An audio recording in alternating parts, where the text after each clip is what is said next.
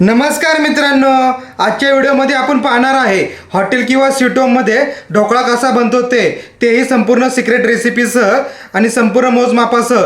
तर चला रेसिपी पाहूया. नमस्कार मित्रांनो, मी आहे तुमचा मित्र चोकंद पोटबा. आजच्या विशेष व्हिडिओमध्ये ना आपलं खूप खूप स्वागत आहे मित्रांनो.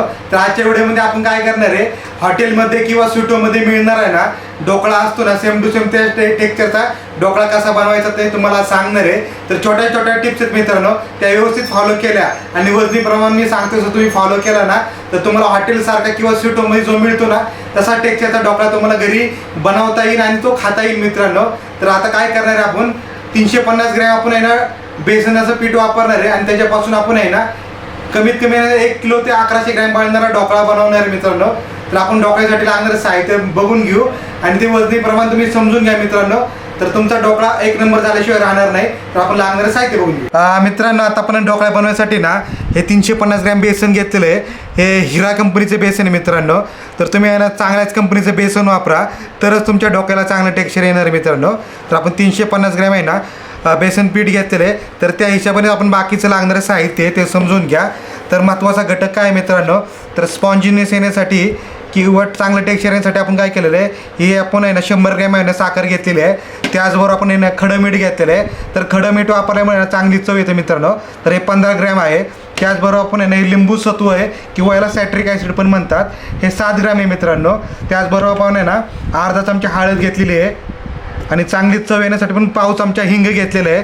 त्याचबरोबर आहे ना आपला ढोकळा मऊसूत राहण्यासाठी जास्त वेळ मऊ राहण्यासाठी काय करायचं आहे, आपण 60 ग्रॅम तेल घेतलेलं आहे. हे तेलाचं प्रमाण आहे ना हे आपण बेसनाप्रमाणेच घेतलेलं आहे. त्याचबरोबर आपण आहे ना इनोच्या 2 पुड्या घेतलेल्या आहेत आणि इनो ॲक्टिव्ह करण्यासाठी ना आपल्याला साधारण अर्धा लिंबू लागणार मित्रांनो. तर अर्धा लिंबू घेतलेलं आहे. त्याचबरोबर ना पाण्याचं प्रमाण खूप महत्त्वाचं आहे मित्रांनो. तर आपण पाणी घेताना काय केलेलं आहे, एका भांड्यामध्ये आपण 400 ml पाणी घेतलेलं आहे आणि एकामध्ये आपण 100 ml पाणी घेतलेलं आहे. तर सुरुवातीला आपण जे आहे ना साखर आणि बाकीचे इतर साहित्यापासून आहे ना जे बनवणार आहे ना सुरुवातीला आपण 400 ml वापरणार आहे आणि नंतर ना आपल्याला आपलं इनो ॲक्टिव्ह करायचं आहे. त्याच्या आधी आपल्याला नाही 100 ग्रॅम वापरायचं आहे. म्हणजे आपण टोटल आहे ना 500 ml वापरणार आहे. फक्त आपण एका वेळी वापरायचं नाही मित्रांनो, 2 स्टेजमध्ये वापरायचे. तर व्हिडिओ बघता तुम्हाला ते समजूनच जाईल. तर आपण काय करूया, आता रेसिपी बनवायला चालू करूया. तर मित्रांनो, आता आपण ढोकळ्यानं बनवायला प्रोसेस चालू करूया. तर ढोकळ्यामध्ये ना पाण्याचं प्रमाण खूप महत्त्वाचं आहे. तर प्रथम आपण आहे ना 400 ml पाणी घेतलेलं आहे ते टाकून घेऊया. तर आपण हे पाणी टाकल्यानंतर ना आपण लगेच आहे ना 100 ग्रॅम हे आहे ना साखर आहे मित्रांनो, तरी साखर पण टाकून घेऊया. त्याचबरोबर आहे ना मित्रांनो आपण आहे ना अर्धा चमचा हळद घेतलेली आहे ती पण टाकून घेऊया. तर चांगली चव येण्यासाठी ना आपण पाव चमचा हिंग आहे हे हिंग पण टाकून घेऊया. त्याचबरोबर आपण आहे ना हे खडा मीठ वापरणार आहे मित्रांनो, हे 15 ग्रॅम आहे मित्रांनो. तर हे 15 ग्रॅम पण टाकून घेऊया. त्याचबरोबर आहे ना सगळ्यात महत्त्वाचा आयटम आहे मित्रांनो, ह्याला लिंबू सत्व किंवा सायट्रिक ॲसिड असं म्हणतात. हे कुठल्याही जनरल स्टोअरवर इझिली अवेलेबल होतं. तर हे 7 ग्रॅम आहे मित्रांनो. तर 7 ग्रॅम आपण टाकून घेऊया.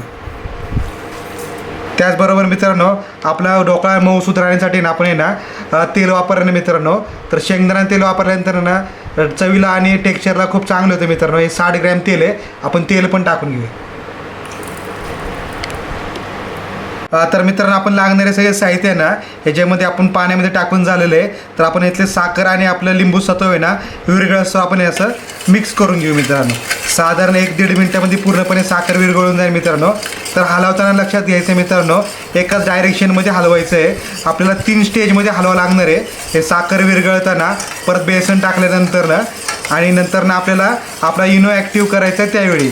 तर डायरेक्शन लक्षात ठेवायची मित्रांनो, तीच डायरेक्शन 3 स्टेजला वापरायची. तर आपण साखर विरघळ असताना आपण हलवून घेऊ.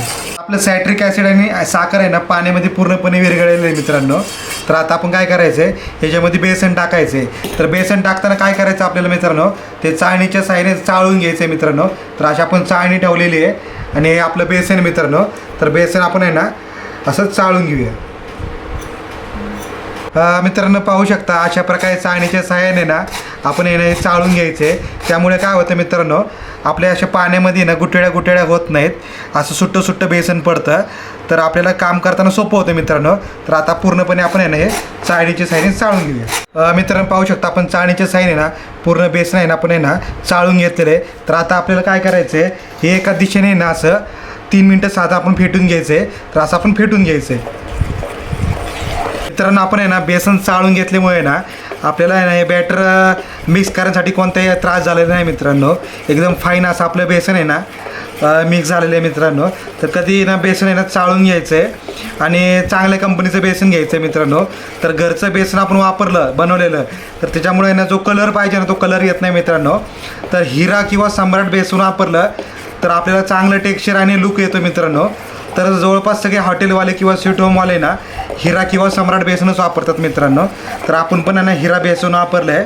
तर आता चांगल्या प्रकारे मिक्स झालेलं आहे मित्रांनो. आता साधारण 3 मिनटं होत आलेली आहेत. तर मित्रांनो आपले 3 मिनटं फेटून झालेले आहेत. एका साईडने ते फेटायचं आहे. तर ते लक्ष ठेवा मित्रांनो.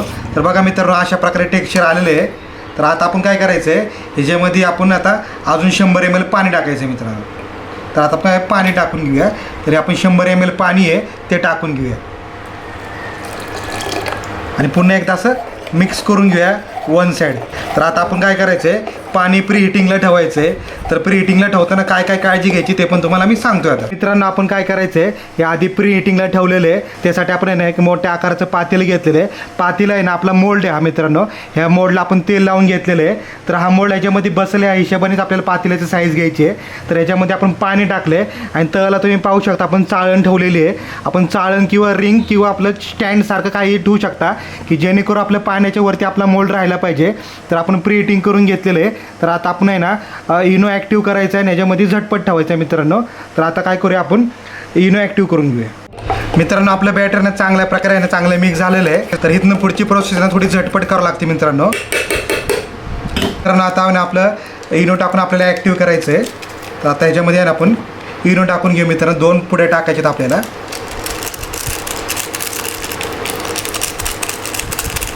इनोच्या पुढे टाकल्यानंतर ना आपल्याला ना हे चांगल्या प्रकारे ॲक्टिव्ह होण्यासाठी आपण लिंबाचा वापर करणार आहे. तर लिंबू आपण पिळून घेऊ. पाहू शकतो मित्रांनो किती छान प्रकारे ॲक्टिव्ह झालेलं आहे. तर इथनं पुढची प्रोसेस आपल्याला झटपट करायची मित्रांनो. तर आता मिक्स करायचं आपल्याला 1 मिनटं. तर आता हाताच्या सहाय्याने आपल्याला मिक्स करायचं आहे. हे एका दिशेने ना असं तर असं आपण फेटून घ्यायचं. आपण आहे ना इनो टाकल्यानंतर लिंबू टाकले तर त्यानंतर आपण हाताच्या सहाय्याने फेटतोय. तर याचं आहे ना आकारमान वाढायला लागेल किंवा आपल्याला हे जाणवेल की आपलं बॅटर फुगत चाललेलं आहे मित्रांनो. तर हे 1 मिनटं चांगल्या प्रकारे फेटल्यानंतर ना आपल्या डोक्याला चांगल्या प्रकारची जाळी सुटणार आहे मित्रांनो. तर आपण पाहू शकता आपल्या याचं ना प्रमाण साधारण याचं डबल होत चाललेलं आहे मित्रांनो. फेटताना आपल्याला साधारण मोठ्या आकाराचं भांडे घ्यायचं आहे. त्यामुळं काय होईल आपल्याला हे फेटताना थोडंसं सोपं जाईल मित्रांनो. तर आपण काय करायचं आहे हे बॅटर आता मोल्डमध्ये टाकायचं आहे. तर मोल्डला आपण आहे ना तेलाने आधीच ग्रीसिंग करून घ्यायचं मित्रांनो. तर ग्रीसिंग केल्यामुळे ना आपल्या डिमोल्ड करताना कोणताही त्रास होणार नाही आहे. तर मित्रांनो साधारण अशा प्रकारचं टेक्स्चर आलेलं आहे. एकदम परफेक्ट टेक्स्चर मित्रांनो आपल्या याच्यासाठी. तर आता आपण काय करूया हे मोल्डमध्ये टाकून घेऊया. तर मित्रांनो आता आपण हे मोल्डमध्ये टाकून घेऊया.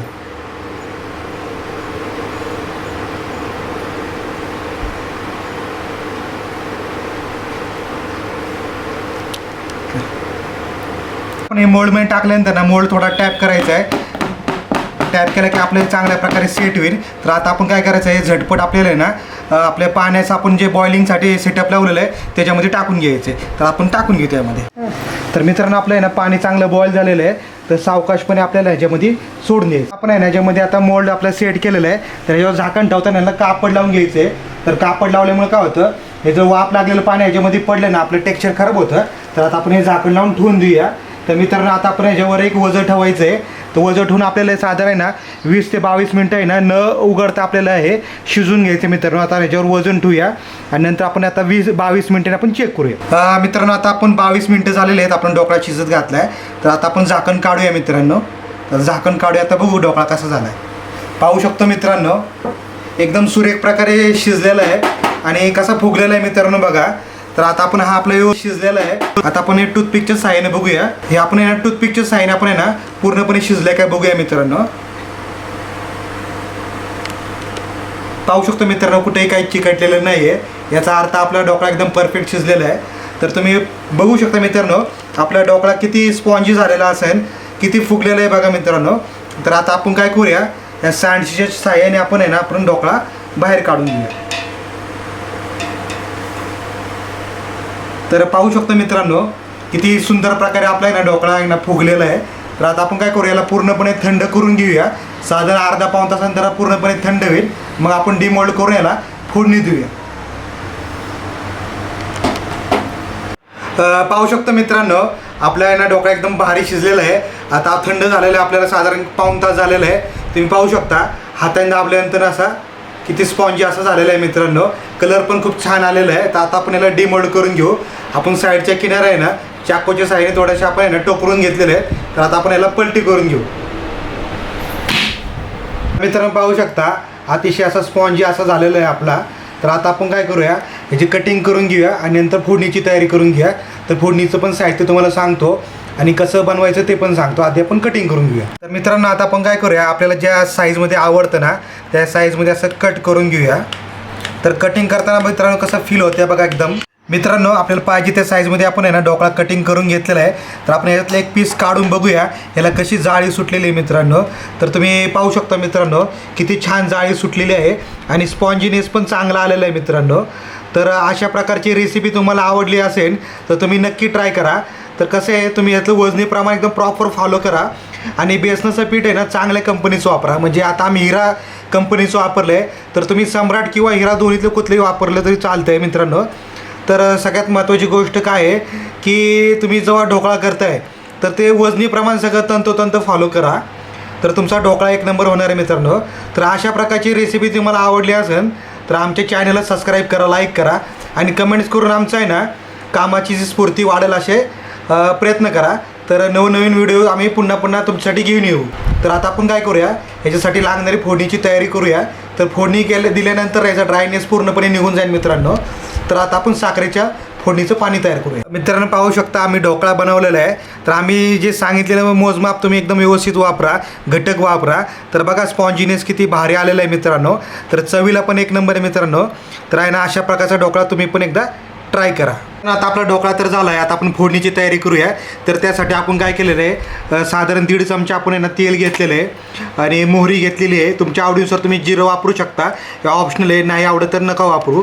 त्याचबरोबर आपण चवीनुसार मीठ घेतलेलं आहे आणि 2.5 चमचे आपण साखर घेतलेली आहे आणि 1/2 चमचा आपण हिंग घेतलेला आहे. त्याचबरोबर आपण खूप सारा कढीपत्ता आणि मिरच्या घेतलेल्या आहेत मित्रांनो आणि वरून गार्निशिंगसाठी आपण हिरवी कोथिंबीर घेतली आहे. तर आता आपण काय करूया, फोडणी तयार करायची प्रोसेस चालू करूया. मित्रांनो आता काय करूया, आपण गॅसवर आहे ना कढई ठेवलेली आहे फोडणी बनवायसाठी. तर आपण आहे ना हे 1.5 चमचा तेल आपण टाकून घेऊ. मित्रांनो आपलं तेल आता छान तापलेलं आहे. तर आता काय करू, आपण मोहरी टाकून घेऊया. त्याचबरोबर आपण आहे ना जिरं पण टाकून घेऊ. त्यानंतर लगेच आहे ना आपण मिरच्या टाकून घेऊ.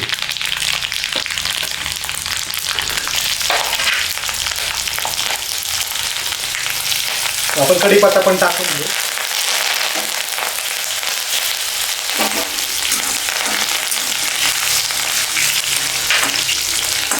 आता काय करूया, आपल्या चवीनुसार आहे ना 1/2 चमचा हिंग पण टाकून घेऊ.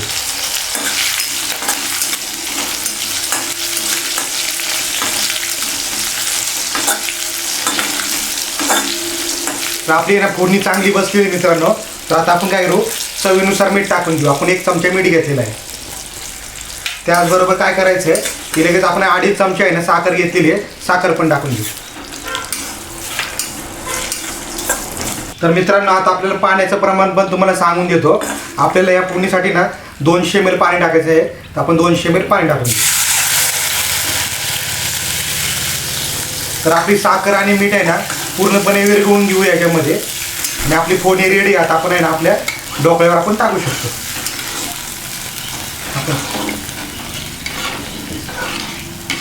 हा याच्यावर फोडणी झालेली आहे. आता आपण ही फोडणी आहे ना आपल्या डोक्यावर टाकून घेऊ.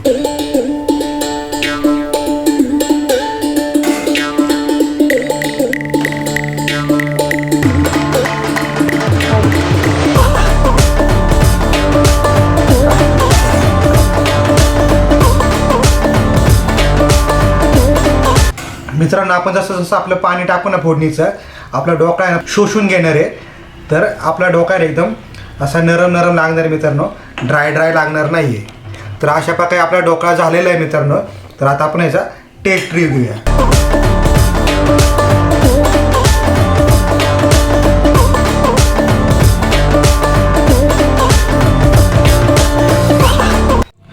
तर मित्रांनो आता आपण आहे ना आपलं साखरेचं फोडणीचं पाणी टाकलेलं आहे. तर आता गार्निशिंगसाठी थोडी कोथिंबीर टाकून घेऊ. तुम्हाला पुदिना आवडत असेल तर तुम्ही पुदिना पण टाकू शकता मित्रांनो. तर चवीला पण खूप चांगलं असतं आणि दिसायला पण खूप सुरेख दिसतं. तर खायला खूप मजा येते मित्रांनो. तर अशा प्रकारे ना आपला ढोकळा रेडी झालेला आहे. तर आता आपण टेस्ट घेऊया.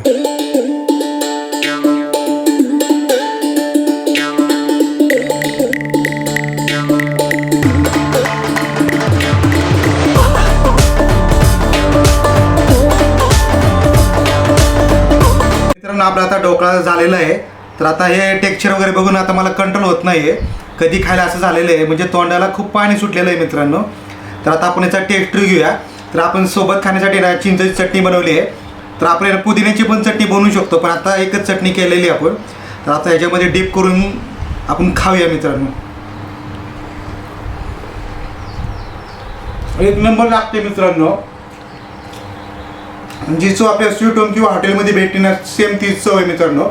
टेक्स्चर पण तुम्ही बघू शकता, एकदम स्पॉन्जी झालेले आहे. तर अशा प्रकारची रेसिपी तुम्ही एकदा ट्राय करा. तर तुम्हाला आहे ना ही रेसिपी केल्यानंतर खूप आनंद भेटेल.